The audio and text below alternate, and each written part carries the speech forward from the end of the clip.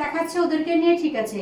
এবার আমরা তো তুমি যখন করছো আমরা শিখছি, হ্যাঁ আমরা শিখতে চাচ্ছি কি বলতো, একটু ডিফিকাল্ট শিখতে চাচ্ছি, একটু প্রবলেম স্কিন, হ্যাঁ স্কিন যেমন, আর যেমন হচ্ছে ডার্ক স্কিনটাকে ফুটিয়ে তোলার ব্যাপারটা, এই জন্য চাচ্ছি যে ডার্ক স্কিনটাই হলে না ভালো হয়। তুমি ফর্সা, তোমার স্কিনে যদি মেকআপ করতে যাই অল্প মেকআপে এমনিতে সুন্দর লাগবে, এবার হুট করে যদি ওর মেকআপে করতে যাওয়া কিন্তু অনেক খাটতে হবে, বুঝলা। চাচ্ছি যে এরকম একটু মানে ডার্ক টোন প্লাস একটু হালকা মানে প্রবলেম থাকবে।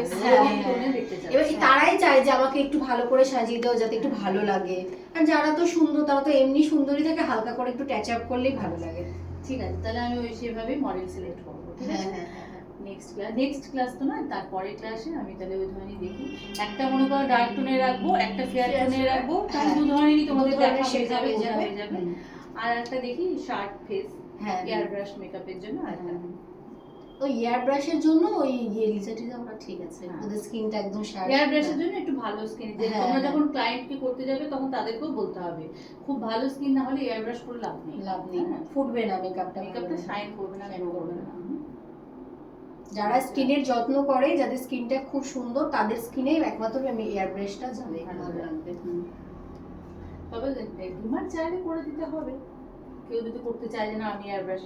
এবার মানে সে যদি আমার সাথে আগে বুকিং করে, তাহলে তাকে তো আগে থেকে প্রিপারেশন দিয়ে দিব যে তুমি এরকম করতে হবে, তোমাকে এয়ার ব্রাশ মেকআপ করতে হলে জল খাও বেশি করে, স্কিনটাকে মেইনটেইন করো, এই করো, বলতে হবে।